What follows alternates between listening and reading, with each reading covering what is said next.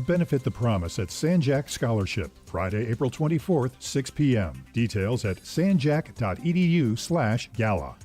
Weather brought to you by Jams mediator arbitrator Paul D. Claude. Sunshine today, nice for Washington's birthday. High near 70, mid-50s for the low tonight. 76 for Tuesday around here for the high, and then back into the 80s Wednesday going into Thursday and Friday. 59, the beach in Galveston, 55 here at U of H.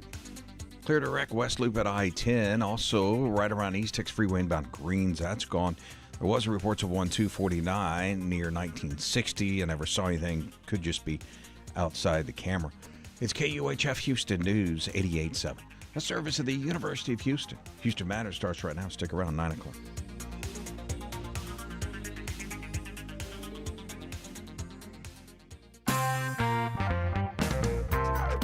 From new draft flood maps to an environmental policy reversal, federal officials have made moves in recent days that could have direct impacts on Houstonians. I'm Craig Cohen. Today on Houston Matters, we learn more from environmental lawyer and Rice University SPEED Center co-director Jim Blackburn.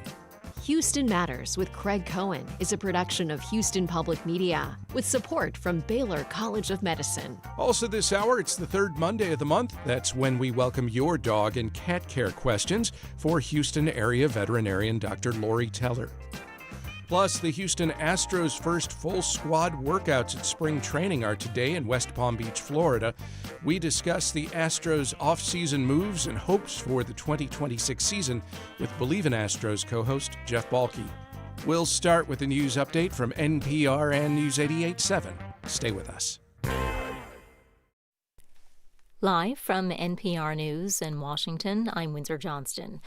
Russian, Ukrainian, and American officials are meeting in Switzerland this week for another round of negotiations aimed at ending the war in Ukraine.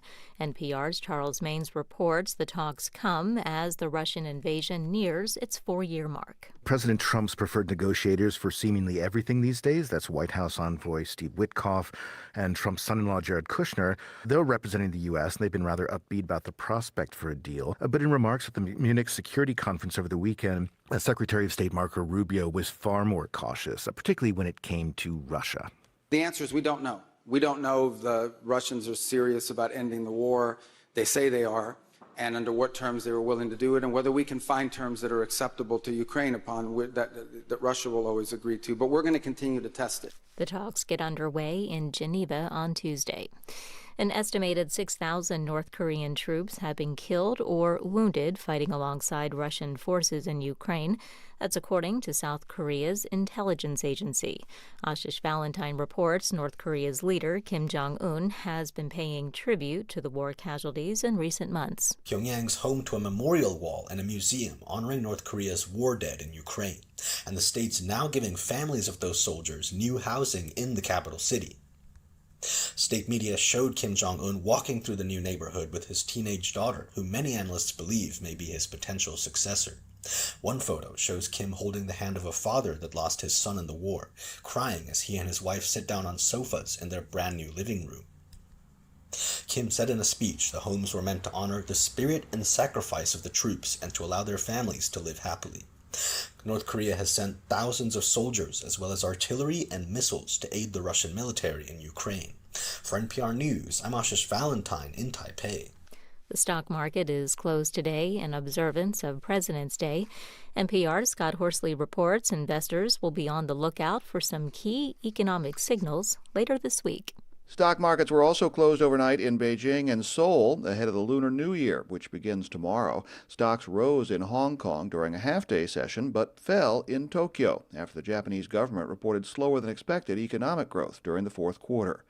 Here in the U.S., we'll get fourth-quarter GDP numbers on Friday, along with a report card on inflation from the Commerce Department, which is closely watched by the Federal Reserve. Walmart is set to report quarterly earnings on Thursday. The discount retailer has been thriving in a period when many shoppers are looking for ways to cut corners. This will be Walmart's first quarterly report since John Furner took over as CEO. Scott Horsley, NPR News, Washington. Stocks resumed trading on Wall Street on Tuesday.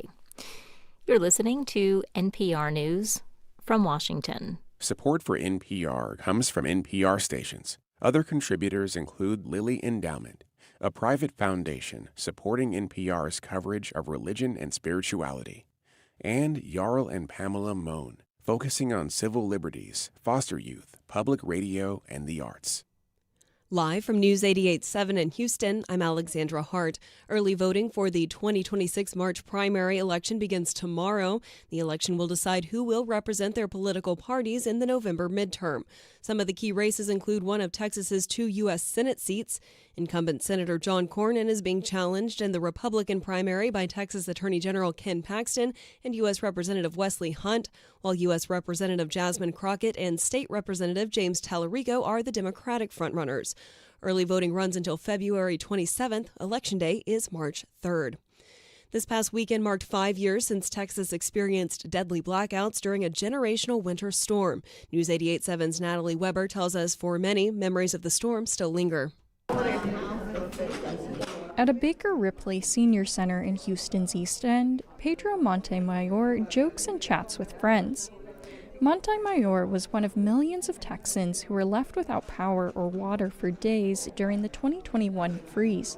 At the time, he was recovering from knee surgery, and his wife was in Mexico for a funeral. He told her not to come back until the power came on again. I said, you don't want to go over there right now because there's no water, no electricity, so you might as well stay here until everything is back to normal. At least 246 people died during the storm, and it's estimated to have caused hundreds of billions of dollars in damage. The storm sparked reforms at the statewide level as Texas officials required power plants to meet new winterization standards. I'm Natalie Weber, News 88.7. Galveston's Moody Gardens presented a newly hatched king penguin chick Thursday, the first one born at the park since 2024. It was born just a few weeks ago to parents Watt and Astro. Biologist Jane Konetsky explains the naming process. We have a lot of sports-related names like Astro, Watt, Houston, Orbit, but we also have other names like Everest, Titanic, Athena. So it's very regal, very epic in names.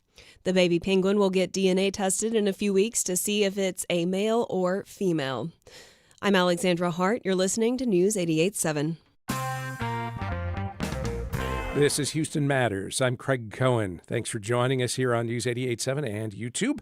Coming up this hour, your dog and cat care questions for veterinarian Dr. Lori Teller. You can send those now to talk@houstonmatters.org or call in later in the hour. We'll also preview the Astros 2026 season as spring training begins in West Palm Beach, Florida.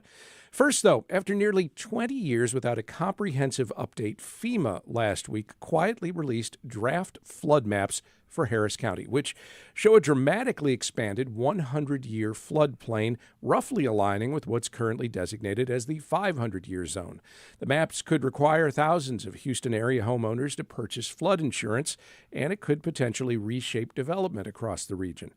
Jim Blackburn is the co-director of the Severe Storm Prevention, Education, and Evacuation from Disaster, or SPEED Center at Rice University. He's here with us now. Jim, welcome back to Houston Matters. Thank you, Craig. Good to be here. Harris County hasn't had a comprehensive flood map update since 2007, and these new maps were originally expected, I think, in 2022. So why the delay? Well, I think for a couple of reasons. One, they're using a new computer program called HEC-RAS. And that is a more complicated effort, and so it took time there. Two, we've had a transition with administrations and with FEMA changing, so it's not surprising it's taken a while. I was thinking it was going to be much sooner, but I think there's reasons for why it took a long time, and we want to try to get this as right as we can. And in the past in Houston, going all the way back to the 1980s, there's always been controversy over these maps.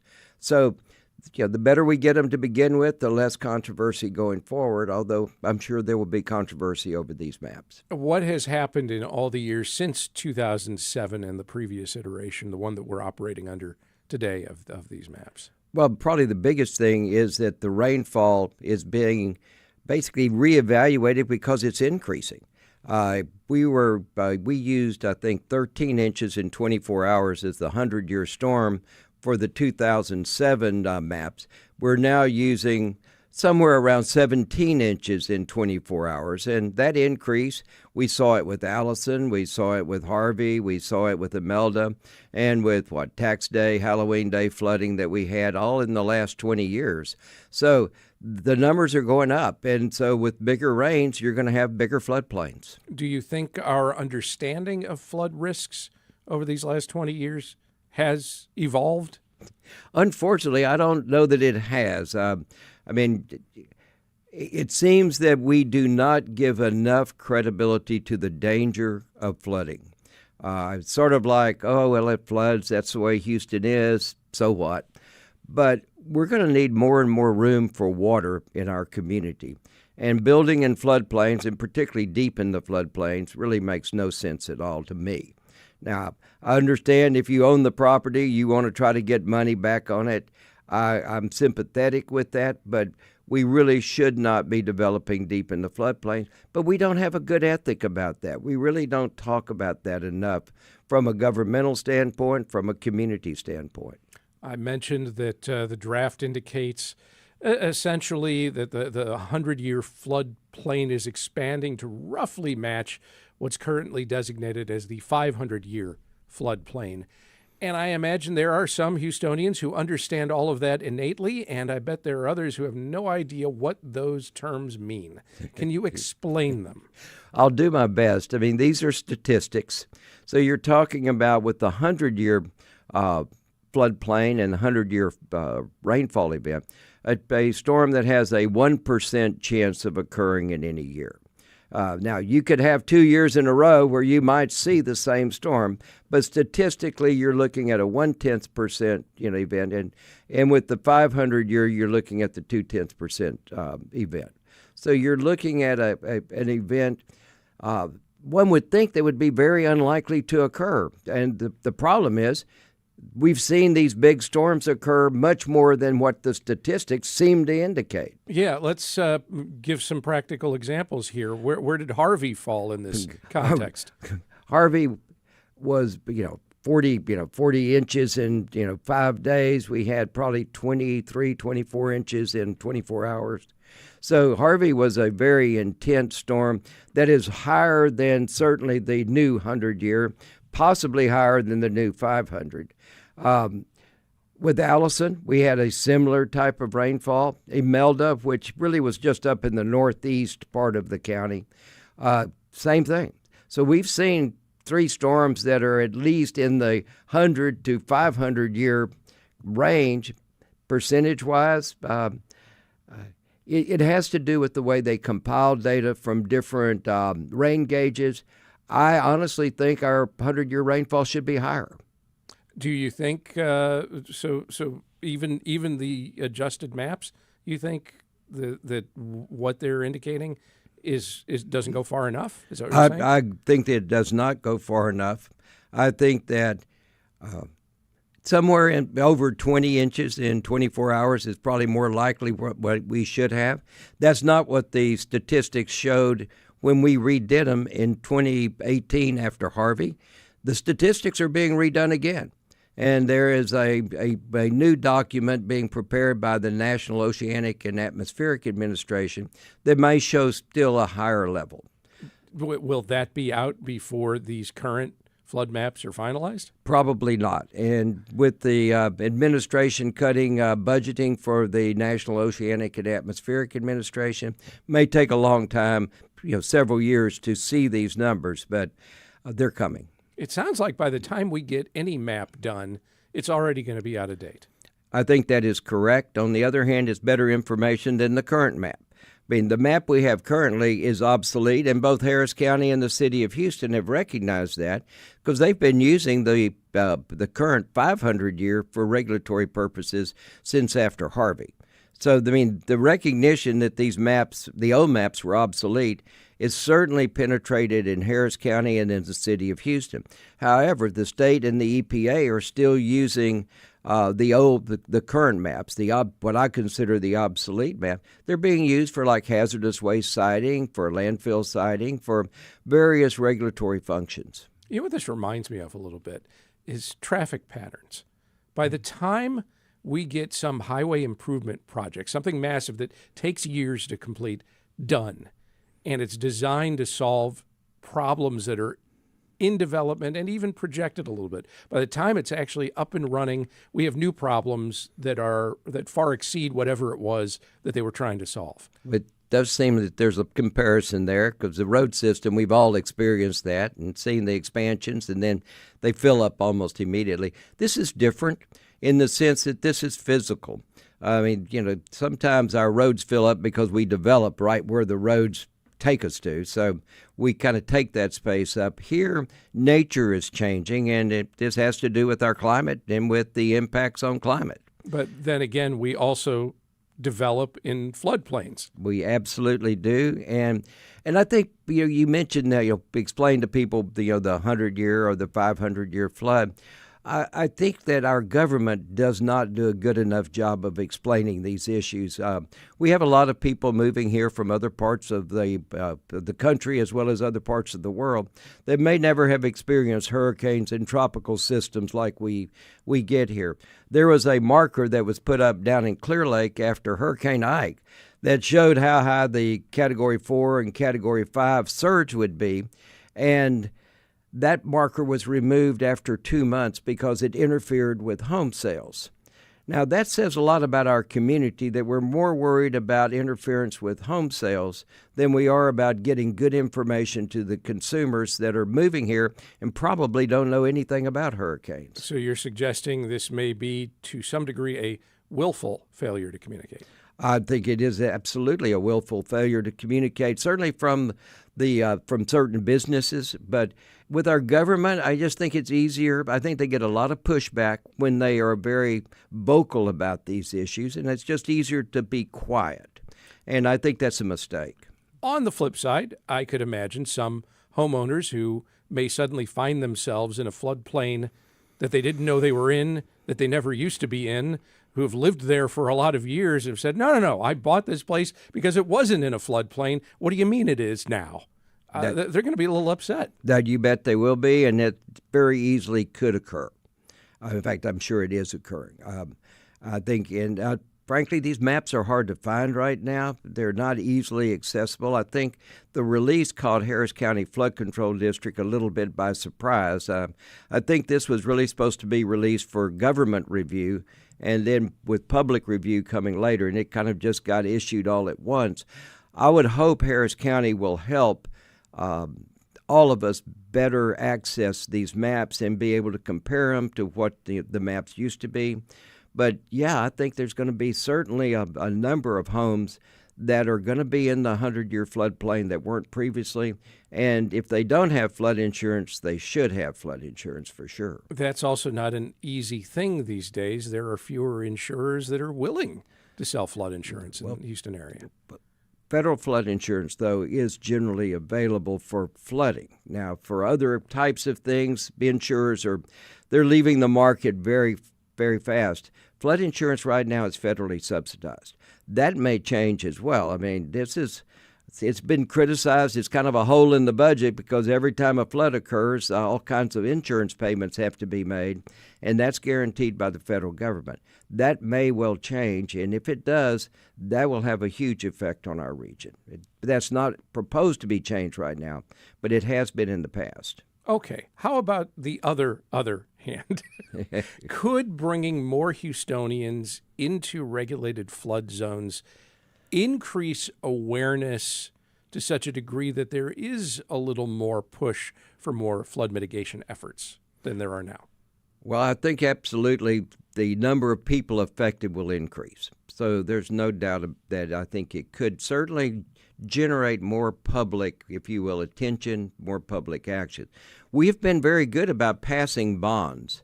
We passed a $2.5 billion bond issue after Harvey that we're still spending the money on. So on the one hand, I don't know that there's a problem in the public supporting. I think the big problem is we keep developing in the floodplains.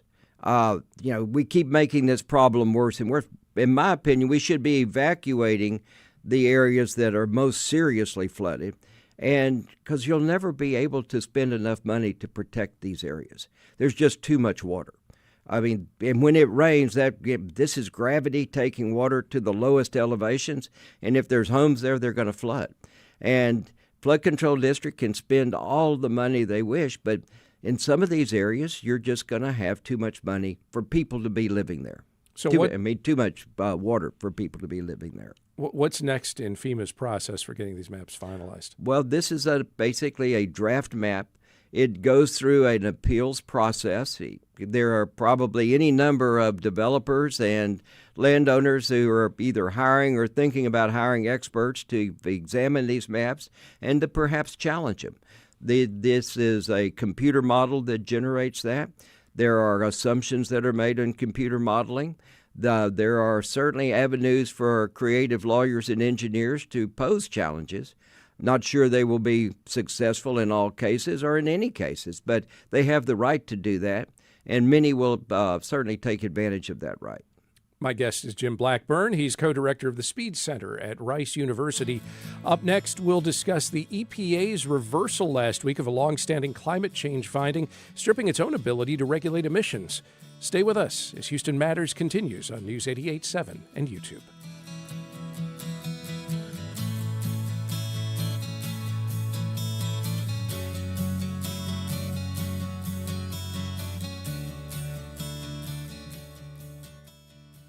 You count on Houston Public Media. Hi, I'm Lenny Ambrose from St. Arnold Brewing Company, proud supporters of Houston Public Media.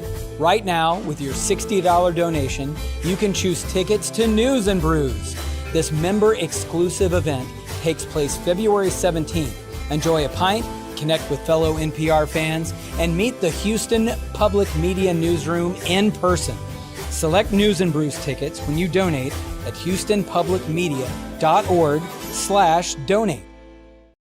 With 125 years of innovation behind it, Baylor has driven progress in health and medicine through research, education, and care that push the frontiers of modern science. And from Port Houston, delivering access to international markets for everything made and grown in Texas, Port Houston operates the port terminals and advocates for Houston's port and ship channel, all for the benefit of those who live and work in the region. This is Houston Matters. I'm Craig Cohen. We're talking with Jim Blackburn from Rice University's SPEED Center. Let's shift our discussion now to a major move last week in U.S. environmental policy. President Trump announced he's directing the EPA to rescind a long-standing legal finding that has shaped how the country regulates climate pollution for nearly 2 decades. For the first time in that time, the limit on greenhouse gas emissions from cars, refineries, and factories will no longer exist. Supporters call it an overdue correction. Critics say it could unravel U.S. climate policy. As is often the case, the reality may be somewhere in between. Let's talk about it. Jim, what is the EPA's endangerment finding, first of all? Why has it been such a foundational tool in U.S. climate policy all these years? Well, for starters, the Clean Air Act really wasn't designed to regulate greenhouse gases. It was designed, at least initially, particulate matter, various types of toxic pollutants, ozone, which is a big thing in Houston. That was the focus of the Clean Air Act, kind of what you call traditional air pollutants. Those are pollutants that when you breathe them, they would actually harm your body. So they had to make endangerment findings prior to regulation.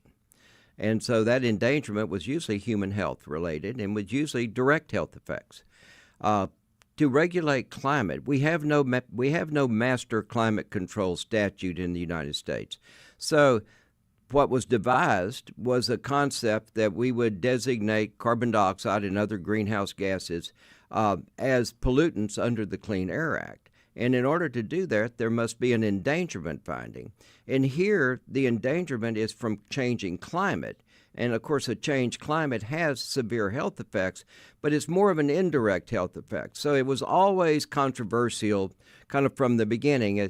When you have a law that was really kind of written with one thing in mind, and by the way, it was written 50 years ago. It was the Clean Air Act of 1970 that set all this in motion. When you try to take an act that was kind of written with one thing in mind and kind of shoehorn it in another direction, it's never a perfect fit. So the endangerment finding on greenhouse gases has been controversial from its beginning. It took a court order from the Supreme Court to basically get the initial endangerment finding in the Obama administration, and Trump administration has now removed that. That basically removes the basis for regulating greenhouse gases under the Clean Air Act. This is an example, and there are many out there, of something where Congress did not act one way or the other for all these years. And so as a result, it really comes down to an executive action that can be reversed by the next executive. Exactly. And that's what's occurred. One can say the Trump administration certainly has the right to do that. I mean, I disagree with the action. I think we should keep the endangerment finding. But I would also say that times are different now. And I'm not sure it has the impact that I would have told you it would have had 20 years ago. And why is that? Well, it's interesting. The climate issue is a larger economic issue than an end-of-the-pipe issue. So many of our pollution laws, Clean Air Act, Clean Water Act, really are about just regulating what comes out of the end of the smokestack or at the end of a wastewater pipe. Climate's different. Climate is really about changing the way that we think economically. And so business has been working on this really since the Paris Accords were passed internationally in 2015. And President Trump, in both of his administrations, has withdrawn the United States from the Paris Accords. But the global community is committed to the Paris Accords, and most of our big businesses are international. And so they're getting these, if you will, changes coming not only in the United States, but around the world. And globally, there's no question that control of climate is going to be incredibly important. And so smart businesses are already making the changes. Now, they're not making them necessarily immediately, but they're planning for these changes over the next 20, 30 years. I think there's a process underway right now that's really not going to get reversed, and in fact, if anything, will accelerate. Let's give an example of one industry where this is probably pretty obvious. That'd be the automotive industry, right? Well, the automotive industry, I don't think you're going to remove electric vehicles anytime soon from the roads. I I drive an electric vehicle. They're wonderful. I think a lot of people truly enjoy them. We're getting the infrastructure in place, the charging stations, the things like that. I think these are trends that are long-term trends. You look at the Microsofts of the world. Microsoft has pledged to remove all of the carbon dioxide they have historically put in the atmosphere. I mean, that is an incredible pledge from a company. These types of things are beginning to be pervasive in the business community. That doesn't mean that every industry adheres to it. I don't think they do. I think there's certainly some industries that are very pleased with the removal of the endangerment finding. But I don't think that's the general sentiment. It's just a different time and a different kind of business reality. And frankly, if I see a silver lining in any of this, is that the business community is maybe the adult in the room with regard to climate. Well, a lot of corporations, a lot of industries that are associated with some of these, whether we're talking about the automotive industry or IT or whatever you want to characterize, a lot of them don't necessarily work on the same timeline as elections. Well, absolutely not. I mean, we're talking about with this, if you will, if you're changing the underpinning of the way that you make things, we're moving from a economic system that took things from the ground, made things, we used them as consumers and threw them away. We're moving to a system now that's much more circular. We're going to see a lot more recycling, reuse. You're going to see an emphasis on chemical processes that don't produce as much carbon dioxide, that don't have the greenhouse gas emissions. And those expenditures, many of those commitments have been made. We're starting to see changes made in kind of, if you will, the design of new facilities to minimize carbon emissions. And I think you will see companies buying low-carbon products at a higher cost because overall they're worried about the carbon footprint of their company. Do you think, though, that some are going to say, this gives us a little wiggle room? We've made promises. We'll see them through, but maybe not by the deadlines we'd initially had in mind. I don't think there's any question that there will be some that'll certainly take advantage of that. And, that I think is probably the big negative, is it does give that opening for the companies that are less committed. But I think on the other hand, the companies have seen these things come and go, and I think they see the long-term trends. And I think that, frankly, making more money in the future is going to be the pathway to making more money in the future will be to be climate sensitive, to have a lower carbon footprint. And I think that's going to be, frankly, the watchword of business in the future. Economic incentives have a tendency to bear out over time. That said, is there a role for local municipalities to play in environmental regulation or monitoring or anything, or do they just not have that authority? I would say they don't have that authority as a general rule. I think the state of Texas has chosen not to regulate. Now you've got the federal government choosing not to regulate. I think there's many other options they have other than regulation. I think they can set an example. I think it would be great to see our local governments become more concerned about their carbon footprints.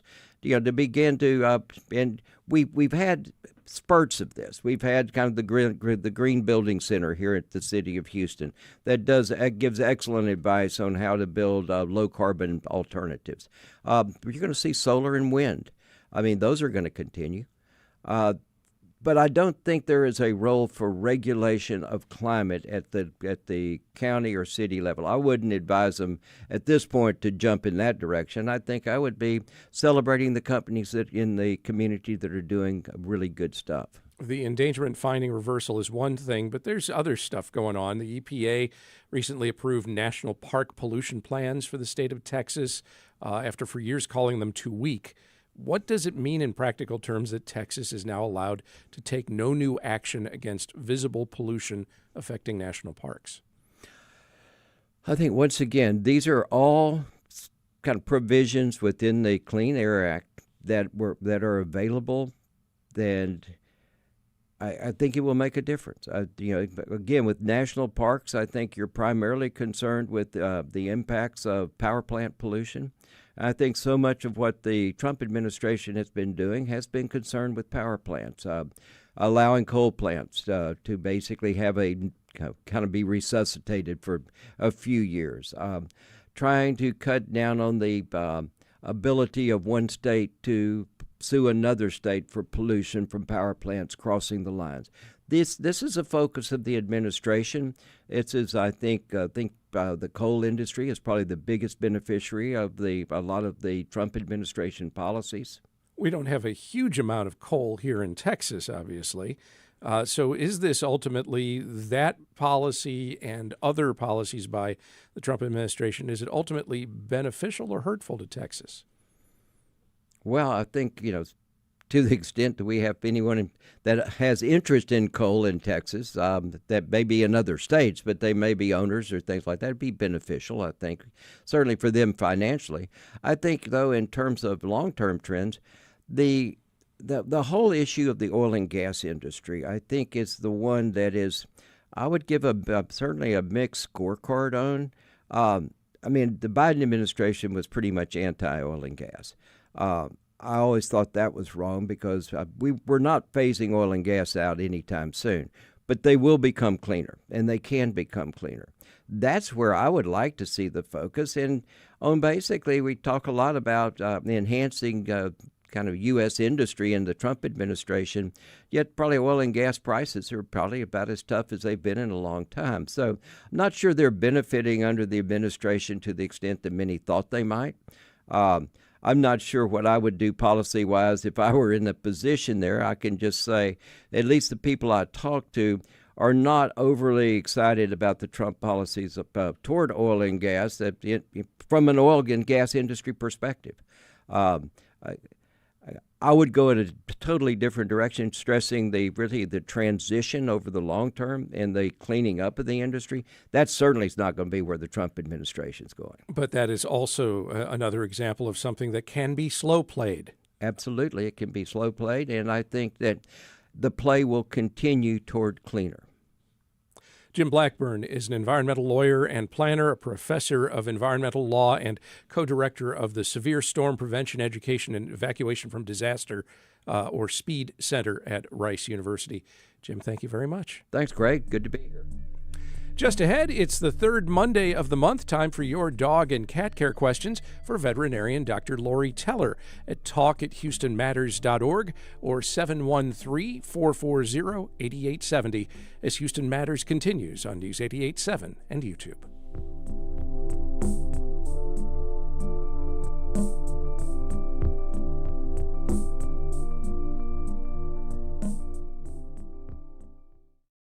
Support for Houston Public Media comes. You count on Houston Public Media. That's why you're here right now. Take the next step and become a new member today.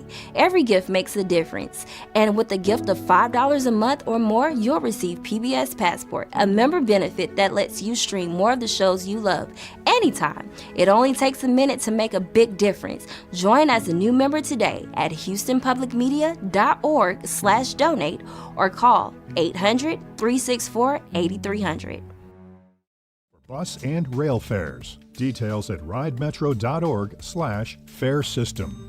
Houston Public Media, in partnership with Texas Southern University, brings to you The Vibe, R&B, hip-hop, and neo-soul, music that resonates with all ages. The Vibe on 88.7 HD3 and on the Houston Public Media app. Go Freeway headed in Scott Street. They cleared an accident, 59 degrees right now.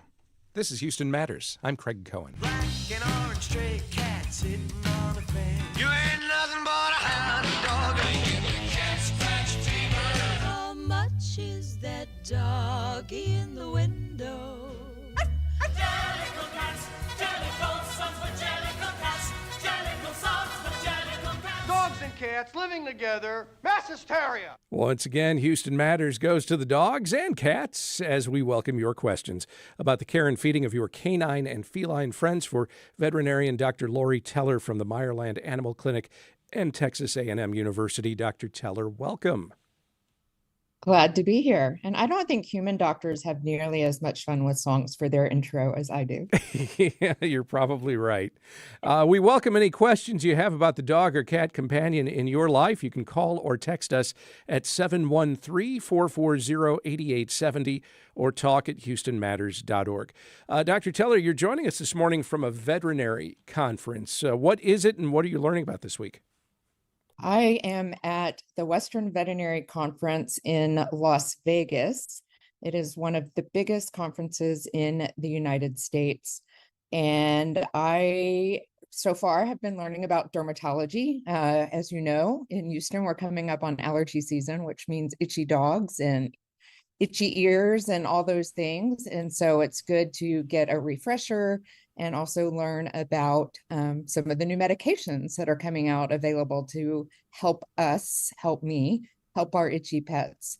And then next week, I'm actually going to be in Frisco, Texas at the Texas Veterinary Medical Association, where they also put on a continuing education conference. And one of the great things to contrast these two is here in Vegas, I'm surrounded by experts from across the country and around the world.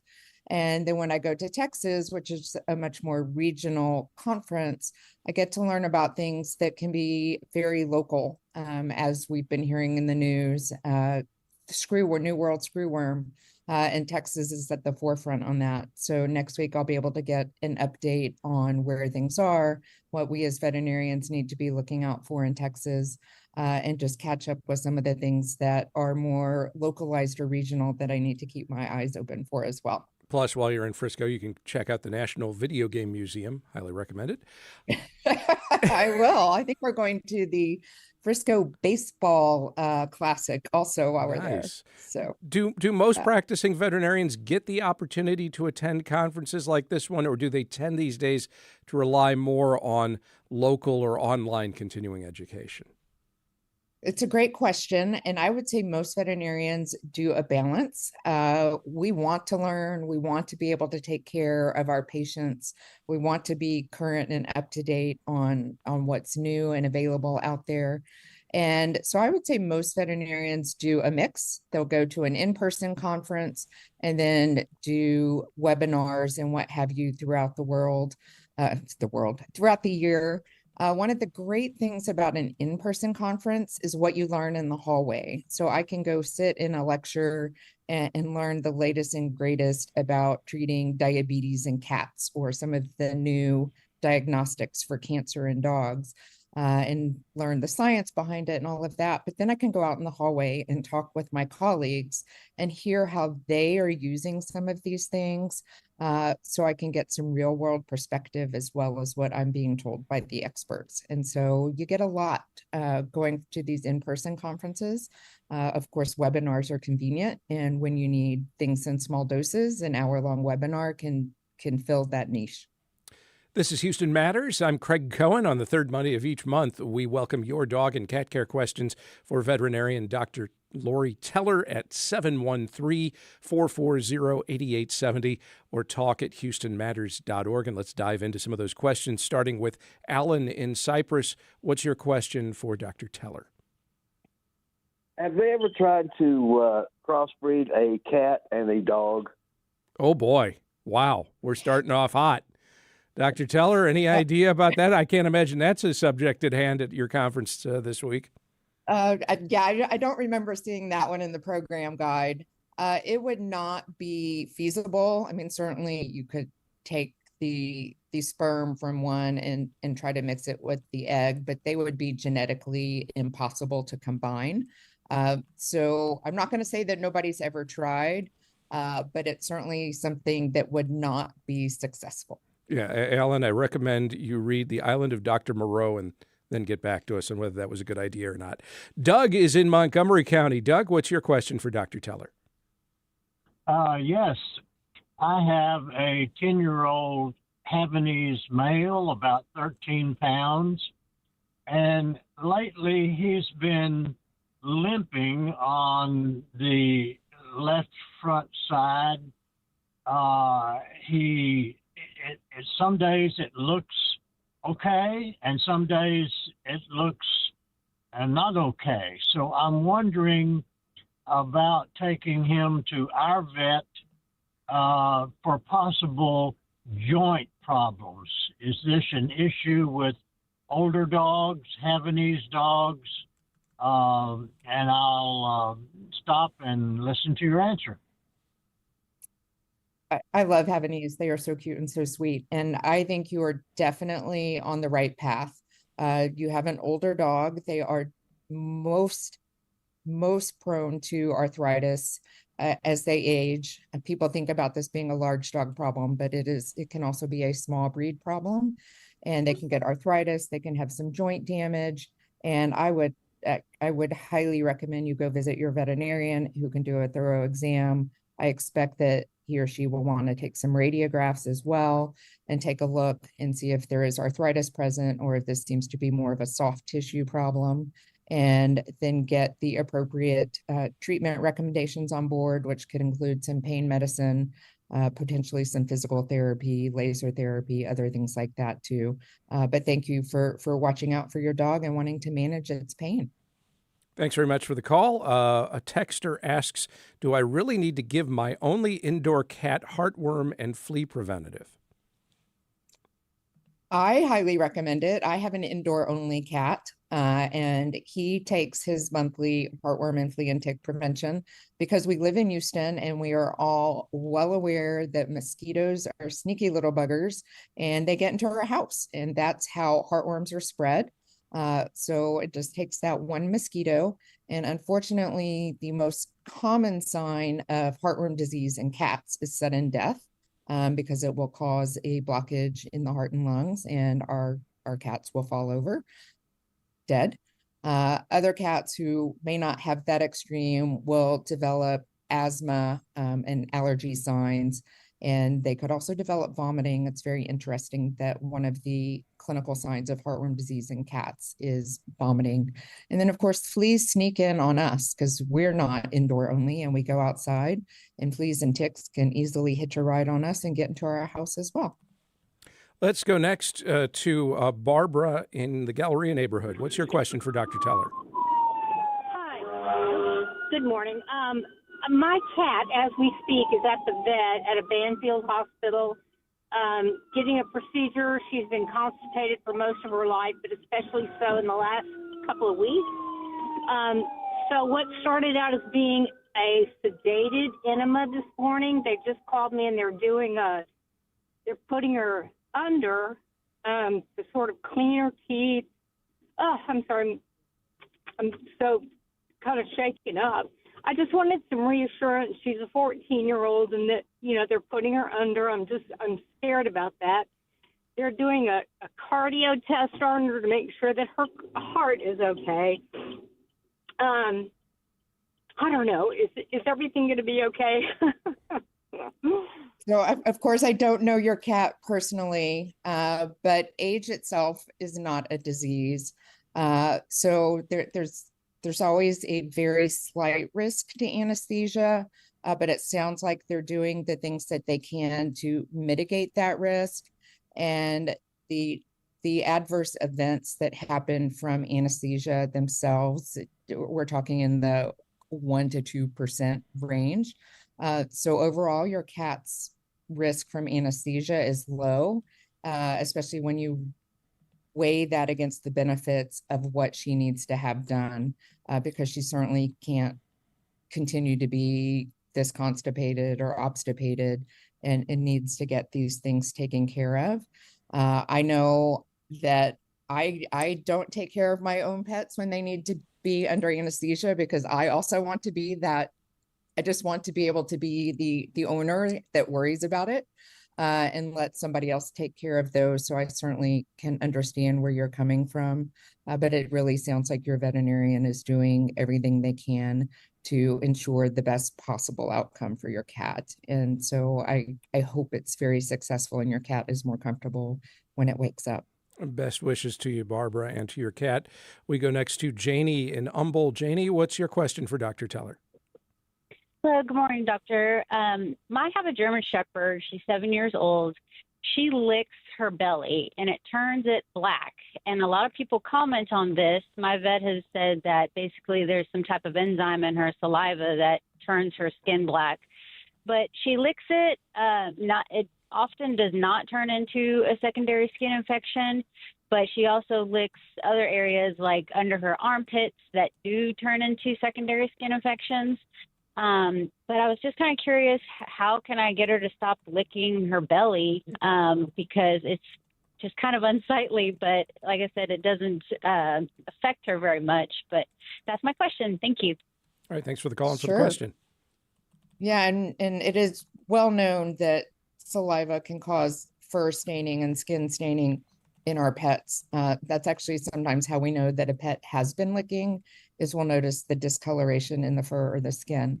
But I would certainly, if this is an ongoing thing with your veterinarian, let's determine if there's some kind of allergy involved. There are some great medications out there now, and some new ones even, to help manage those symptoms.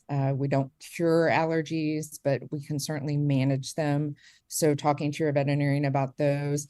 And then there's some things you can do generally that are topical that can help at least prevent the secondary bacterial infections that you're seeing, especially in the armpits and sometimes in the inguinal folds, things like that. But the big thing would be to try to stop the actual licking. And I would have a conversation with your veterinarian about these medications. Perhaps it's a food allergy, and doing a food trial, things like that, to see if we can lessen that. And I certainly understand that not only is it unsightly, but sometimes it's really annoying just to be sitting in the room while your dog keeps kicking itself. Let's sneak in one more question. This is a text from Kathy, who says, my rescue pup is 2.5 to 3 years old and is tested positive for heartworm. I have found affordable heartworm treatment through Amansa Pet. She wants to know what my best options are. She notes treatment seems very harsh, but the ultimate outcome of heartworms is also harsh. My rescue is currently taking heartworm preventative, but I know that doesn't address existing heartworms. Any thoughts? Yes, please, if you can, treat your dog for heartworms. Definitely the best route to go. Heartworms can cause tremendous damage to the heart and lungs of our dogs. And anything we can do to get those heartworms out of the system as quickly and safely as possible is going to help minimize the impact on your dog's heart and lungs. And I'm glad you've rescued this dog and that you have found a way to help ensure that your dog stays healthy.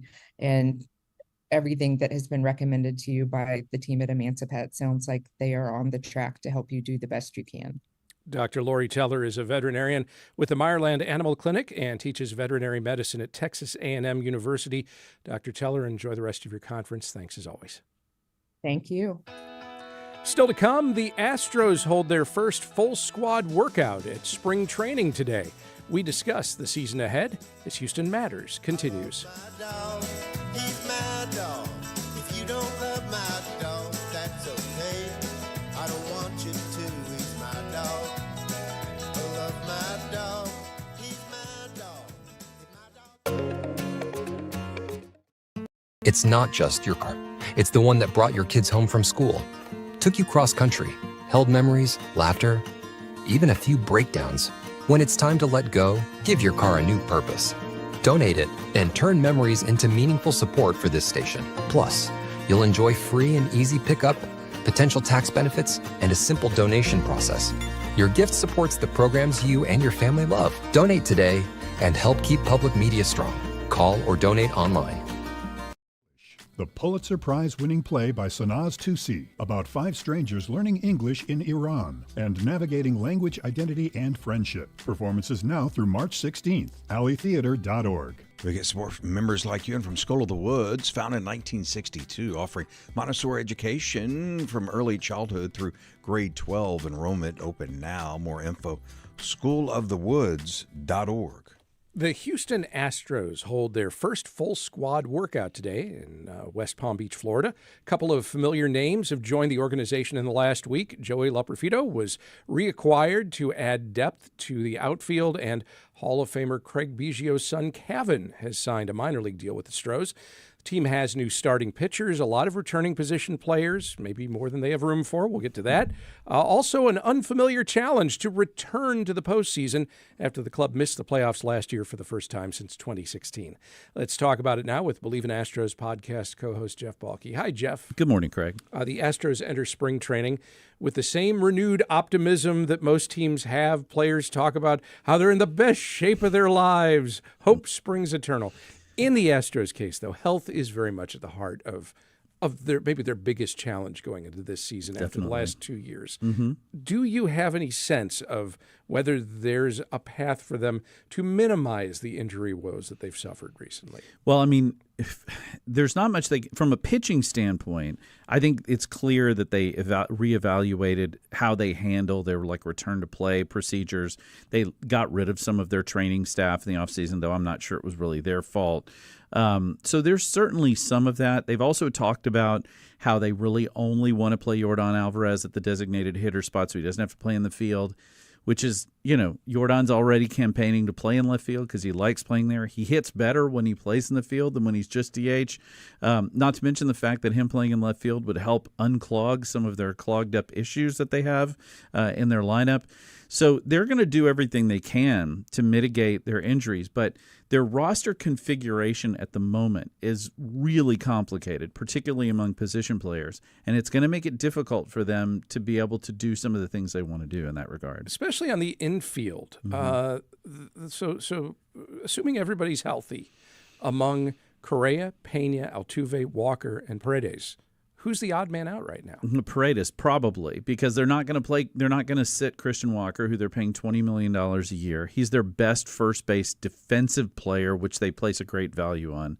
Jose Altuve is probably not going to play much in left field. I think they'll see him a little bit, but that experiment is kind of over. So he's going to be back at second base.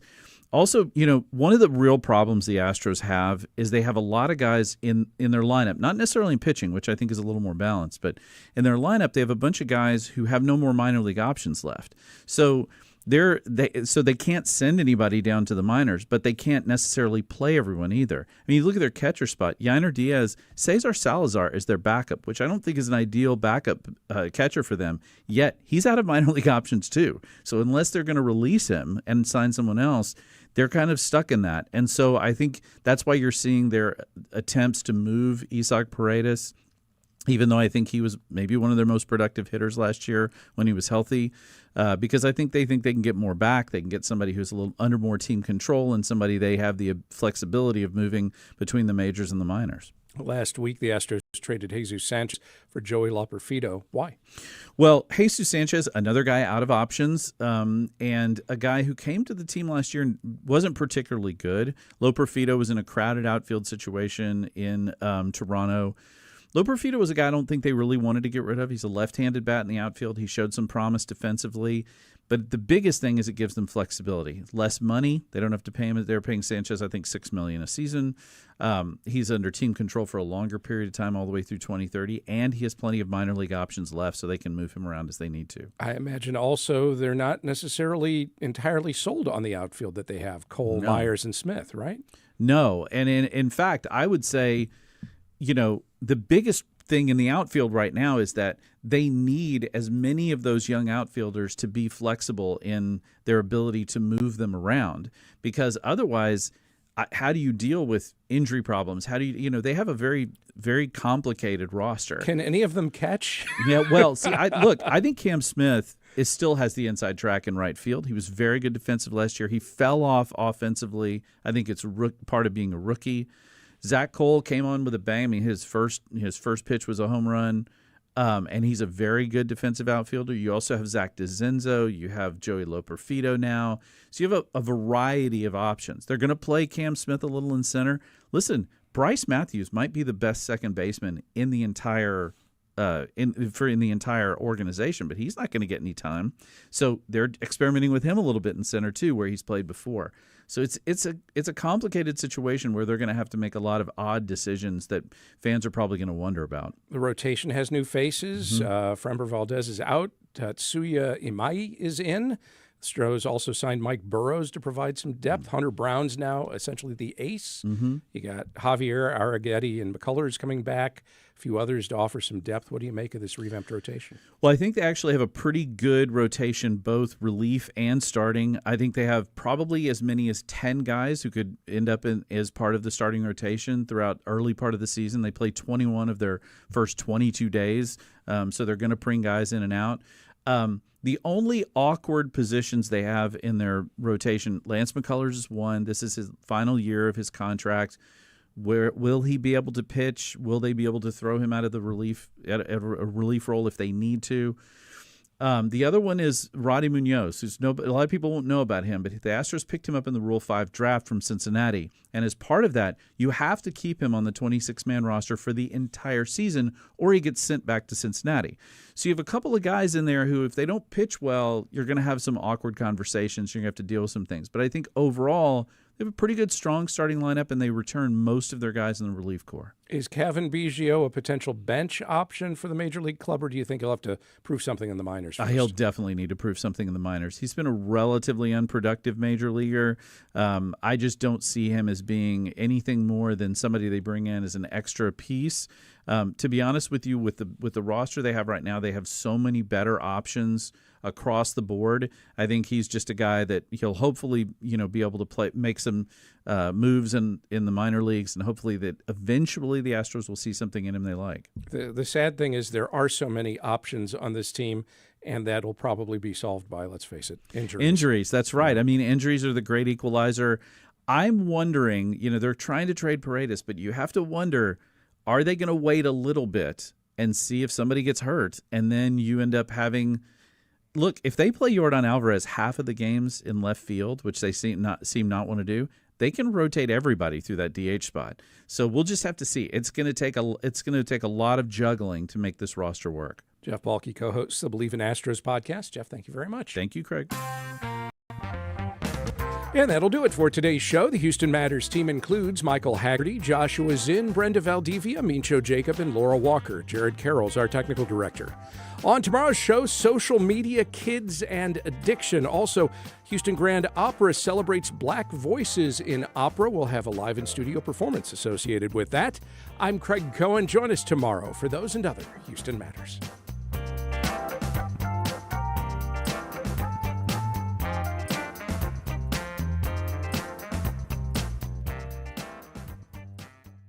This Black History Month, we're looking back at some relatively recent Black history. Between iconic shows, albums, films, and more, 2016 was a big year for Black culture. One of the years that really crystallizes the Black excellence